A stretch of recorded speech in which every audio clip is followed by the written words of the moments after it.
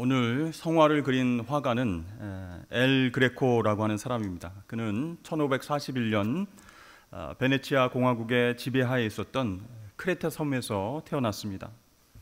20대 중반에 베네치아와 또 로마로 가서 이 르네상스 미술 전반에 대해서 공부를 하고 그리고 나서 그린 그림이 오늘 우리가 보게 될 성전을 정하는 그리스도라고 하는 대표적인 작품입니다.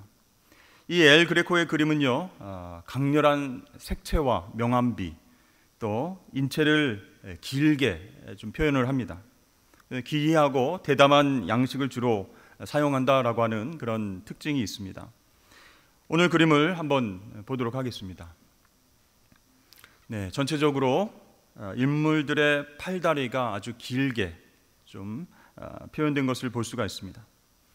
여러분 다시 그림을 자세히 한번 살펴보십시오.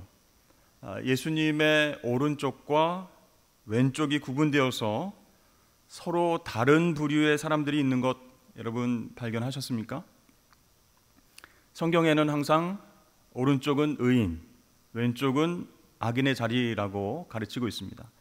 이 화가는요, 이 성경의 설명대로 그림 오른쪽에는 의인, 또 왼쪽에는 악인이 배치되어 있는 그림을 그렸습니다. 자, 평소에 자비롭고 온유하신 예수님께서 갑자기 성전의 상인들 앞에서 분노하십니다. 지금 채찍을 오른손에 들고 계시죠? 물건 파는 상과 의자를 엎으시고 지금 상인들을 내리치시고 있습니다. 그림 속의 예수님의 표정을 잘 살펴보십시오. 왼편에 있는 이 장사꾼들을 노려보면서 화를 내고 계십니다. 예수님 오른편에 있는 채찍, 정말 저기에 맞으면 큰일 날 것 같다라는 생각이 듭니다. 그러니까 예수님의 왼쪽에 성전에서 돈을 바꾸는 사람들, 비둘기 파는 사람들, 그 사람들의 상과 의자를 다 엎으셨어요. 사람들을 잘 보세요. 그 채찍에 맞지 않기 위해서 손을 들어서 이렇게 얼굴을 가리고 있습니다. 또 혼비백산에서 짐을 싸서 도망가는 사람들의 모습도 보이죠. 근데 예수님의 오른쪽 손은 채찍을 들고 있는데 왼손이 어디 있는지 한번 보십시오. 찾으셨습니까? 예수님의 왼손은 어디로 향해 있습니까? 오른쪽에 있는 의인들을 향하고 있습니다. 마치 너희들은 괜찮다, 놀라지 말아라, 너에게는 나의 지금 이 분노와 심판이 이르지 않을 것이다, 이런 말씀을 하는 것처럼 왼손은 괜찮아, 이렇게 평안한 손짓을 하고 계시죠. 그러니까 이 예수님의 왼손은요, 오른편에 있는 사람들을 축복하는 사랑의 손길처럼 자비롭게 그렸다라는 사실이죠. 자, 예수님 분노의 대상인 왼쪽 사람들, 예수님 축복 대상인 오른쪽 사람들이 이렇게 둘로 나뉘어져 있습니다. 자, 사람들의 연령대도 차이가 나는 것 같습니다. 왼쪽 사람들은요, 돈과 성공에 눈이 멀어서 성전에서 어떻게든 이익을 남기려는 젊은 사람들로 우리가 보게 됩니다. 근데 오른쪽은요, 대부분 수염과 머리가 희끗희끗하죠. 나이가 지긋하게 보이는, 그러니까 영적으로 성숙한 사람들로 보입니다. 저는 이 그림을 보면서 예수님께서 어느 한 대상만을 향한 심판과 분노를 나타내신 것이 아님을 깨달았습니다. 왼쪽에 있는 사람들이 회개하고 돌이켜서 오른편에 있는 의인들처럼 성숙한 신앙의 삶을 살기 원하시는 긍휼과 은혜의 손길도 함께 있다라는 사실을 발견하게 되는 것이죠. 여러분, 이 그림의 뒤쪽에 보면은 배경을 이루는 위쪽 벽면의 그림이 양쪽에 또 나뉘어져 있습니다. 이 회색 부조 그림이 있는데요, 거기서도 이 사실을 확인할 수 있습니다. 한번 보여주시죠. 네, 확대해서 보여드리는 것입니다. 회색으로 된 부조의 그림이 왼쪽과 오른쪽 두 군데 이렇게 나타나 있습니다. 여러분, 왼쪽 벽면의 그림 무엇인지 보이시나요? 아담과 하와가 낙원에서 추방당하는 모습입니다. 그러니까 하나님 말씀에 불순종해서 죄를 지은 사람이 받는 벌과 고통을 보여주고 있어요. 왼쪽 벽면이에요. 그러면 오른쪽 벽면은요, 무슨 그림인 것 같습니까? 아브라함이 이삭을 제물로 바치려는 장면입니다. 자, 하나님의 축복이 아브라함을 통해서 계속적으로 내려왔는데 무엇을 통해서? 아브라함의 순종을 통해서 이삭을 바쳐라 했을 때 예 하나님하고 순종하는 모습을 통해서 복이 아브라함을 통해 내려온다라는 사실이죠. 오른쪽 벽면에 있습니다. 그러니까 여러분, 오늘 우리가 본 성전 정화 모습 또 위쪽에 있는 배경 그림 모두가 심판과 구원이라고 하는 양면성을 동시에 보여주고 있다는 것이죠. 예수님은 어떤 분이십니까? 공의로 심판하시는 분이심과 동시에 은혜로 구원하시는 자비의 하나님이시다라는 것을 우리가 오늘 그림을 통해서 깨닫게 되는 것이죠.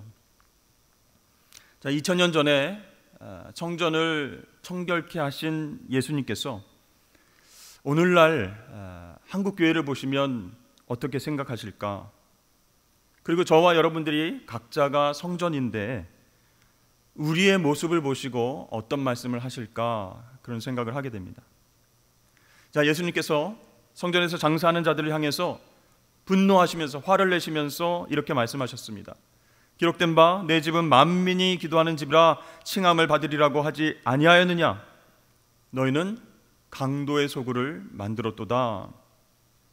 네, 성전은 뭐 하는 곳이라고요? 네, 만민이 기도하는 집이다라는 것이. 장소, 건물 그 자체가 거룩해서 성전이 아니라 하나님께 나와서 겸손하게 기도하면서 그분의 은혜와 사랑을 경험하기 때문에 성전이 거룩한 곳, 기도하는 곳이다 라고 예수님께서 말씀하시는 거예요. 그런데 성전 안에 상인들은요, 제사장들과 결탁해서 이익을 남기기 위해서 장사를 지금 하고 있는 것입니다. 하나님과의 교제, 기도의 시간, 죄 씻음의 은혜, 그분의 사랑, 그것과는 전혀 상관없는 일들이 성전에서 이루어지는 것을 보고 화가 나셨어요. 여러분, 유대인의 명절, 그 명절에는요 예루살렘으로 오는 수많은 사람들이 있어요.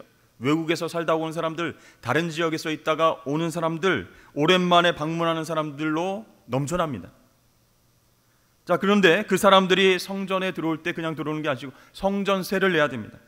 성전세를 내기 위해서는 돈을 바꿔야 돼요. 유대인들이 사용하는 유대인들의 돈을 성전세로 내야 되는 거예요. 반세계를.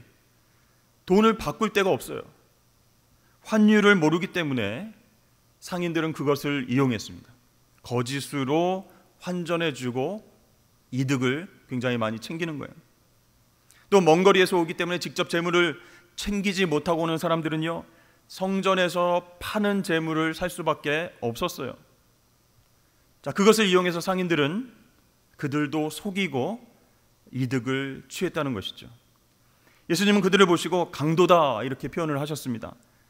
이 성전이 강도들로 넘쳐나서 뭐라고요? 강도들의 소굴이다 이렇게 질책을 하신 것이죠. 근데 여러분 가만히 생각해 보십시오. 그들이 성전 안에서 잘못한 것은 알겠습니다. 그런데 왜 예수님은 성전 안에서 폭력을 휘두르셨을까요? 그것은 예수님의 실수가 아닐까요? 이것이 만약 예수님의 실수라면 왜 이 기사가 성경에 실렸을까? 성경 말씀은요 원래 예수님의 개인 생활에 대해서는 별로 관심이 없습니다.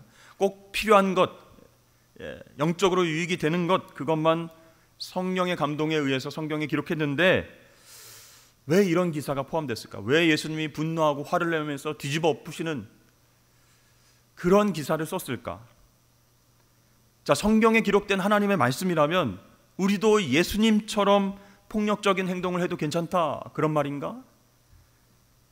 사실 여러분 소와 양과 비둘기라고 하는 제물은요 성전 제사에서 그 당시에 반드시 필요한 것이었습니다.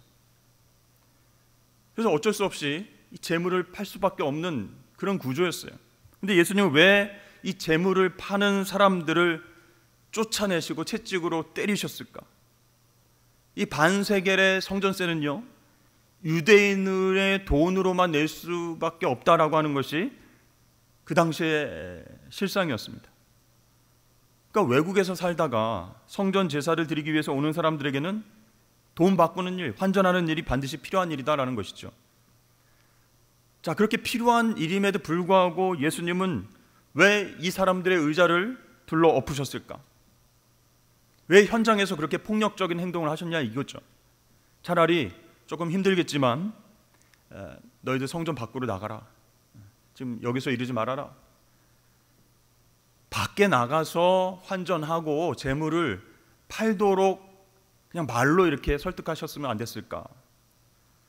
말로 타이르면 예 알겠습니다 주님, 아이고 저희가 생각이 짧았네요 이렇게 반성하고 나가서 그 일들을 행하는 사람들도 있었을 텐데 예수님이 왜 이렇게 폭력적인 행동을 하신 이유가 있었을까 이런 생각이 든다는 것이죠. 여러분 오늘 본문 13절 말씀은 이사야 56장 7절 말씀이 인용되었습니다. 제가 읽어드리겠습니다. 내가 곧 그들을 나의 성산으로 인도하여 기도하는 내 집에서 그들을 기쁘게 할 것이며 그들의 번제와 희생을 나의 제단에서 기꺼이 받게 되리니 이는 내 집은 만민이 기도하는 집이라 일컬음이 될 것임이라. 이 이사야 56장이 어떤 배경인가를 우리가 알아야 됩니다. 이 말씀은요 유대인들 말고 신실한 이방인들 중에서도 하나님을 알고 하나님께 제사 드리는 이방인들이 있었어요. 그 이방인들이 하나님의 백성이 되는 메시아 시대를 예언하고 있다라는 사실입니다. 이사야 56장이. 근데요 지금 메시아로 오신 예수님께서 이 사실을 알지 못하는 유대인 지도자를 향해서 아주 강하게 꾸짖고 계신 거예요. 이제 예수님이 오셨는데 성전이신 예수님이 성전에 도착하셨어요. 메시아이세요. 그래서 이사야 말씀에 예언된 대로 모든 이방인들도 하나님 앞에 예배를 드림으로 하나님의 자녀가 되는 놀라운 그런 일들을 확인하는 그때인데 성전 시대를 마무리하고 새 시대가 시작되었다라는 것을 알려주시기 위해서 오셨는데 성전 안에서 이런 일들이 일어나고 있었다는 거예요. 여러분 오늘 사건이 어디에서 일어났습니까? 제사장들만 들어가는 성전 내부에서 일어나는 것이 아니고요 이방인들도 왔다 갔다 할 수 있는 이방인의 뜰 거기에서 일어난 사건이다라는 것이에요. 그러니까 이건 역시 새 시대의 시작을 알려주는 예수님의 메시지가 된다라는 사실이죠. 그러니까 새 시대에는요 구약 시대 전통인 희생 제사를 통해서 속죄받는 시대가 아니라는 거예요. 이제는 예수님께서 메시아로 오셔서 어린 양으로 희생 제물 대신 예수님을 통해서 속죄함을 받는 시대가 곧 온다라는 거예요. 그래서 여러분 성전과 예수님의 관계는 이 모형, 그림자와 원형, 본질 그것의 관계다 이렇게 설명할 수가 있어요. 그러니까 겉으로 보이는 이 돌 성전은요 진짜 참 성전이신 예수님을 미리 보여주는 것이. 그리고 비둘기나 양이나 이런 그 희생 제물과 예수님의 관계도 마찬가지예요. 희생 짐승으로 하나님 앞에 드려지는 것은 그림자 제물이다 이렇게 이해할 수 있어요. 근데 예수님은 누구세요? 참 제물이시다라는 거예요. 그러니까 예수님의 그림자로 먼저 짐승들이 희생 제물로 바쳐졌고 이제 진짜 메시아이신 그분이 오셔서 십자가에서 제물로 돌아가시기 때문에 예수님이 참 제물이시다라는 거죠. 또 제사장과 예수님과의 관계도 마찬가지예요. 예수님께서 오실 때까지 제사장은 한시적으로 제사장 직분의 그런 역할들을 감당했습니다. 근데 진짜이신 이제 원형이신 메시아 예수님이 오신 후에는 이런 모든 성전 제도의 존재 자체가 필요하지 않게 되었다라는 거예요.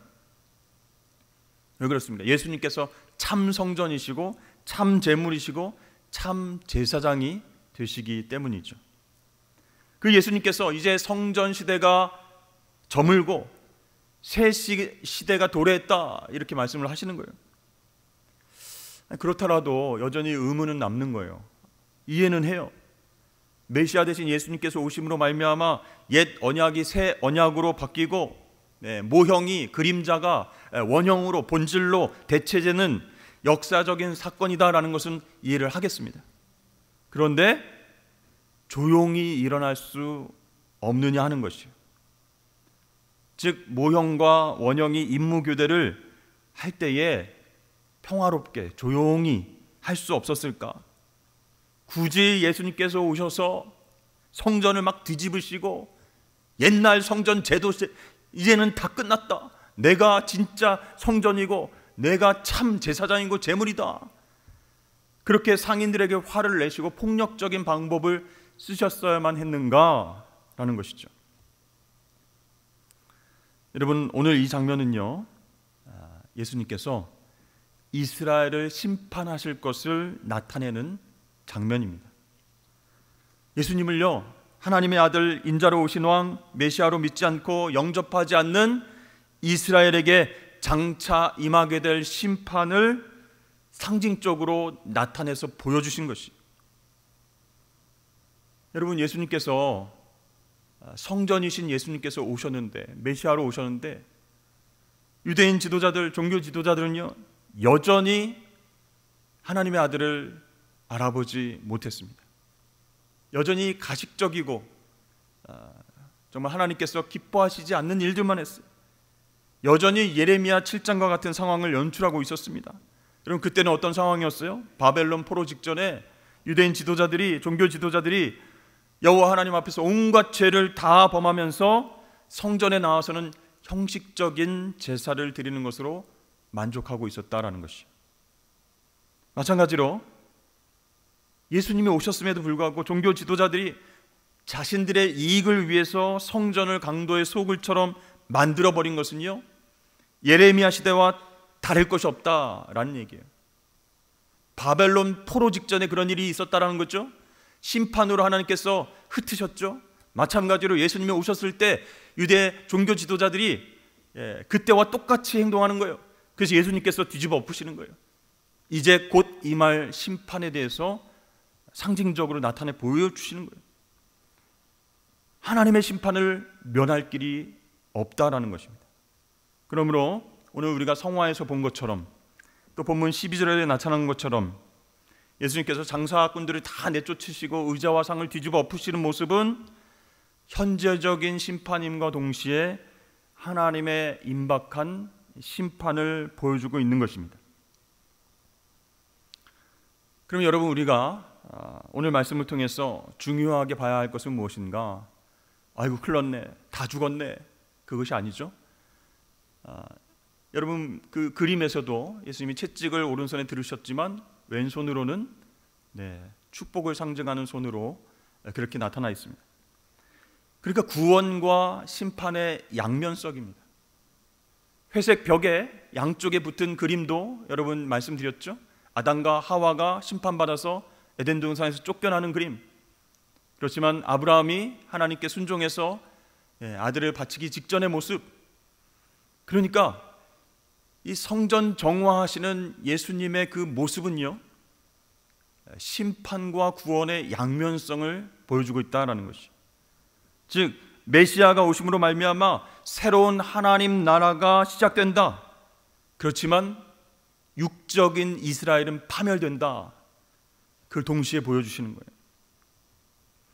그러니까 예수님을 영접하는 사람에게는 구원이 주어지고요, 반면에 성전에서 장사하는 사람들, 돈 바꾸는 사람들, 하나님과의 만남, 하나님과 교제, 기도하는 그 은혜로운 시간들, 그것을 거짓으로 더러운 이익으로 방해하고 있는 그 사람들에게는 심판이 주어진다라는 사실이죠.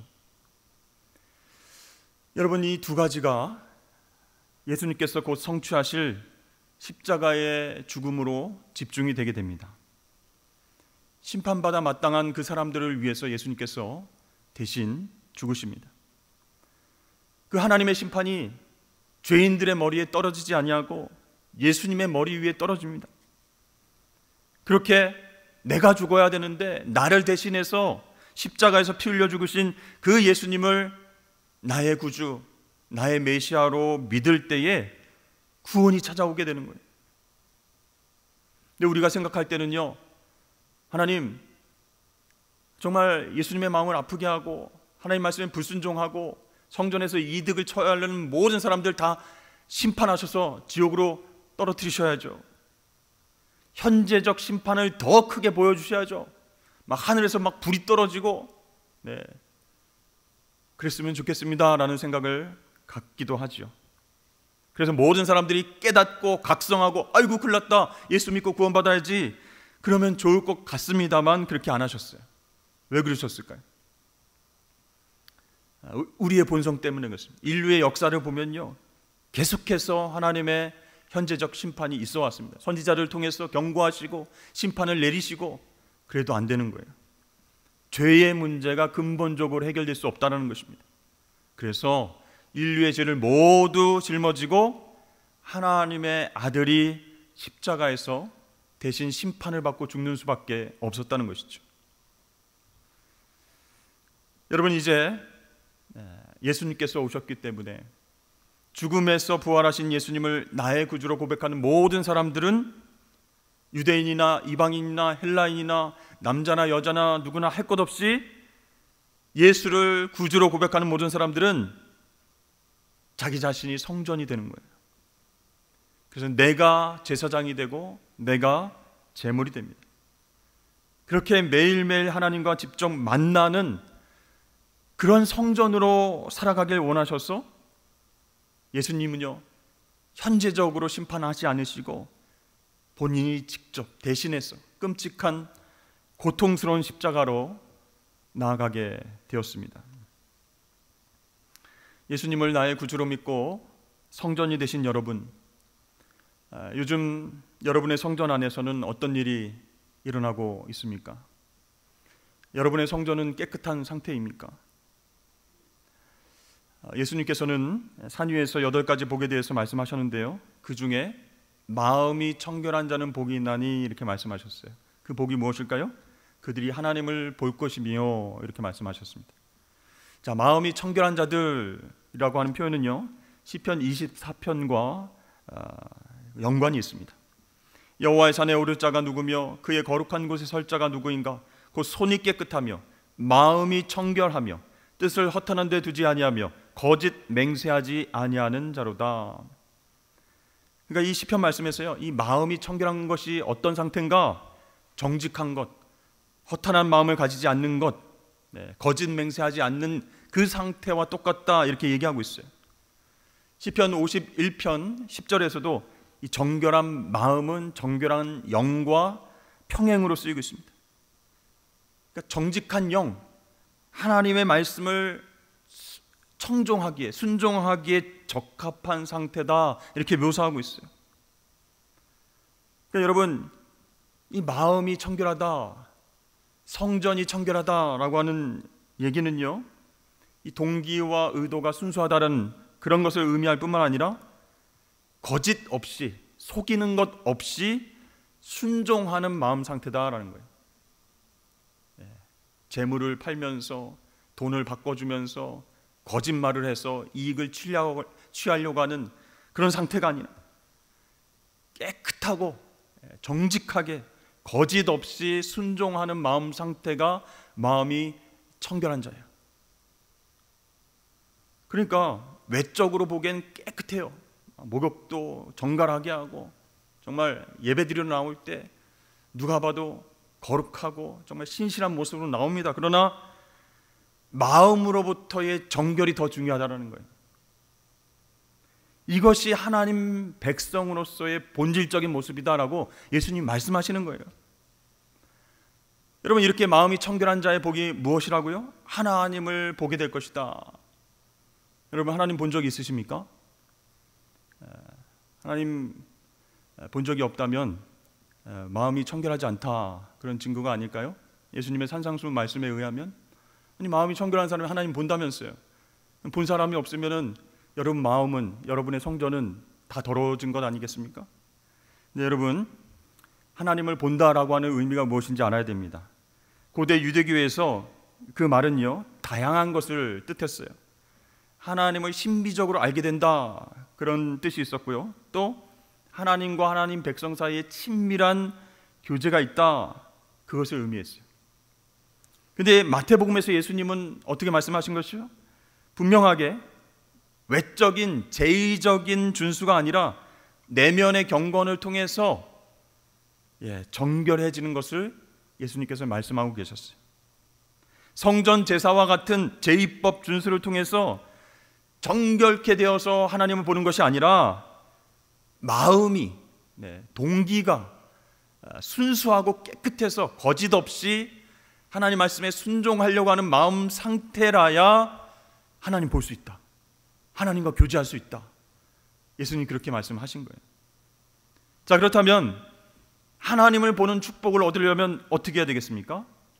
외적인 행위, 제의법 준수, 겉으로 드러나는 거룩한 척하는 어떤 형식, 그것이 아니라 마음으로부터 순종하는 백성이어야 된다라고 말씀하는 거예요. 그래서 예수님께서 지금 성전 안에서 화를 내신 것은요, 너희들 성전 제사를 똑바로 지키지 않고 있어, 1번, 2번, 3번 이 법대로 해야지 왜 안 했어 하고 채찍을 때리는 게 아니에요.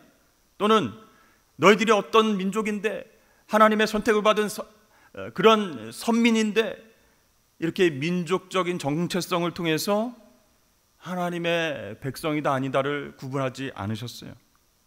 마음으로부터 깨끗함이 없었기 때문에 하나님을 볼 수가 없잖아요. 하나님을 만날 수가 없잖아요.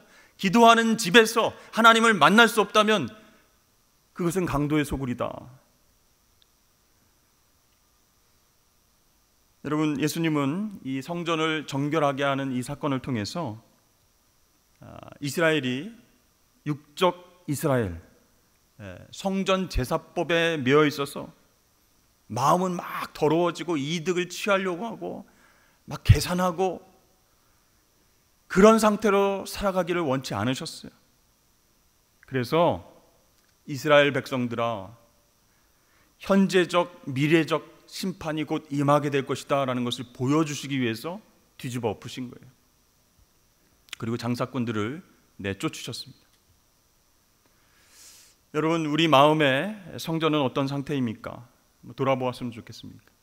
하나님 앞에서 깨끗하고 온전한 마음으로 순종하고 싶은 마음, 그런 상태입니까? 이 마음의 성전이 청결해야 하나님을 볼 수 있어요. 하나님과 교제할 수 있어요. 하나님의 성품을 닮아갈 수 있어요. 그런데요, 내가 산성교회에서 신앙생활 오래 했는데 어떻게 하면 우리 교인들을 통해서 이익을 볼 수 있을까? 성도들 많이 모이는 것 같은데 어떻게 장사하면 내가 좀 이익을 볼 수 있을까? 하나님과 대화하고 하나님과 교제하고 은혜를 사모하는 마음이 아니라 그런 세속적인 마음이 있다면